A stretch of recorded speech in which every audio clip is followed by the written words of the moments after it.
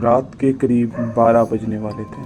मैं और मेरी पत्नी अंकिता एक शादी अटेंड करके घर आ रहे थे। अंकिता मेरे पीछे बाइक पर ही बैठी थी, उसका एक हाथ मेरे कंधे पर और वह कोई गाना गुनगुना रही थी। पर चलती बाइक में मुझे वो समझ ही नहीं आ रहा था कि वह कौन सा गाना था। कुछ देर बाद हमारी मंजिल आती है और हम बाइक से उतरकर अपने घर के अंदर जाते हैं और घर की लाइट ऑन करते हैं। हाँ, आज तो बहुत थक गए पवन, अंकिता ने हाँफते हुए कहा। हाँ, आज का दिन ही कुछ ऐसा था। आज का दिन बहुत अजीब था, है ना? अंकिता ने पूछा। अजीब कैसे? मैं समझी नहीं। शादी में तो बहुत मज़ा आया, पर थकान ने पूरे शरीर को जकड़ लिया, अंकिता ने जवाब दिया। अरे, मैं तो तुम्हारी बात थोड़ी कर रहा हूँ। तुम्हारी तो ऐश थी। आज कॉलेज के पुराने दोस्तों से मिलकर बहुत अच्छा लगा होगा तुम्हें। हाँ, पर समय के साथ सब बदल चुके हैं। और राहुल? राहुल सबसे अलग था, पहले भी और आज भी। जब हम साथ पढ़ते थे तब भी वह वैसा ही था, और आज जब इतने दिनों के बाद मिले फिर भी उसमें कोई चेंज नहीं।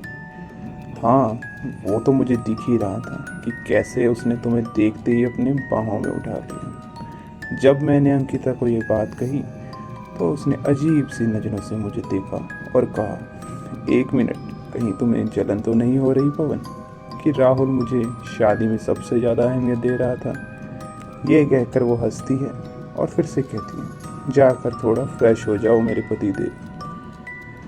इसमें हंसने की क्या बात है? मुझे लगा तो मैंने बोल दिया। ठीक है, अब जाओ और जल्दी से फ्रेश होकर आओ।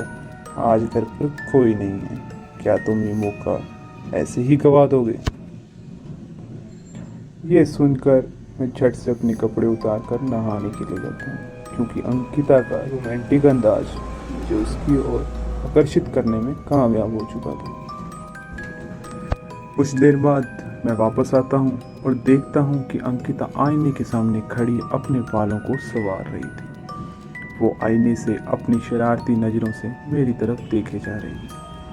मैं उसके करीब जाता हूँ और उसे अपनी बाहों में लेकर कहता हूँ, तुम्हें पता है, तुम जब भी किसी और के साथ होती हो या कोई तुम्हें छूने की कोशिश करता है तो मेरा मन करता है कि मैं उसकी जान ले लूँ।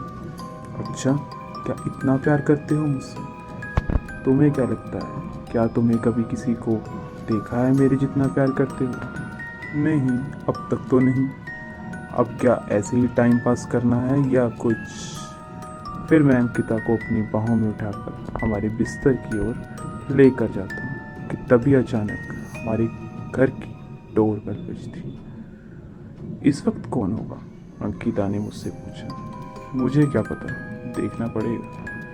मैं अंकिता को अपनी बाहों से नीचे उतारता हूँ और दरवाज़ा खोलता हूँ। दरवाज़ा खोलते ही मेरी आंखों पर तेज रोशनी पड़ती है।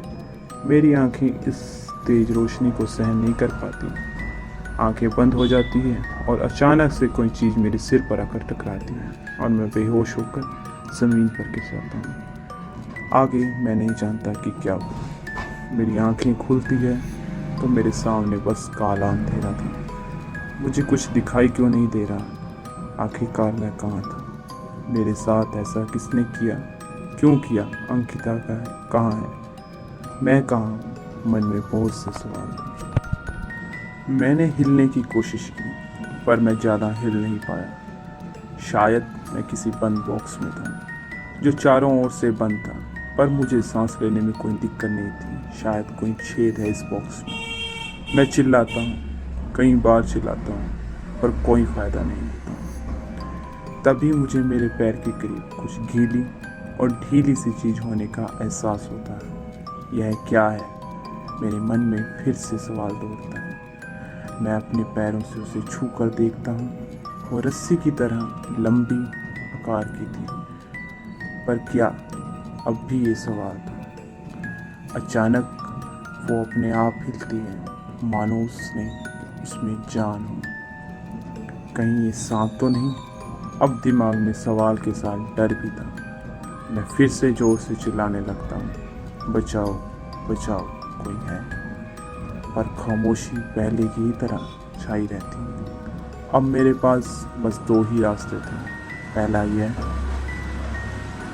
तो सांप मुझे काट ले और ऐसे ही हार मान कर पड़ा रहूं, और दूसरा कि मैं उस सांप को अपने पैरों से कुचल दूं। मैंने दूसरा रास्ता चुना, और जिस कोने में मुझे सांप होने का एहसास हुआ, मैं उस कोने में चिल्लाते हुए पूरी ताकत से अपने पैरों को हथियार बनाकर मारता रहता। पर कुछ देर बाद मुझे एहसास होता है कि वहाँ तो कुछ नहीं है। तो क्या ये मेरा वहम था? मेरी यह शंका तब दूर हो जाती है जब वो सांप मेरे पैर को काट लेता है। दर्द इतना ज़्यादा कि डर दिमाग पर अचानक हावी हो गया। अब मैं क्या करूं? दिमाग काम करना बंद कर चुका था और सांसें धीरे धीरे तेज हो रही थी। मैं क्या मरने वाला हूं? पर मेरा कसूर क्या है? कौन है मेरा दुश्मन? सवाल बहुत से थे, पर जवाब देने वाला कोई नहीं। मैं छटपटा रहा था, पर करता भी क्या। एक साथ कई 3 बॉक्स, और उसमें खामोशी, अंधेरा और सांप। कुछ देर बाद मैं शांत हो जाता हूँ। ये कह लीजिए कि शायद सांप का जहर फैलने लगा था। शायद वक्त आ गया था। मेरे मन पे ऐसे सभी ख्याल हावी हो चुके थे। आंखें खुली थी और उनके सामने सिर्फ अंधेरा था।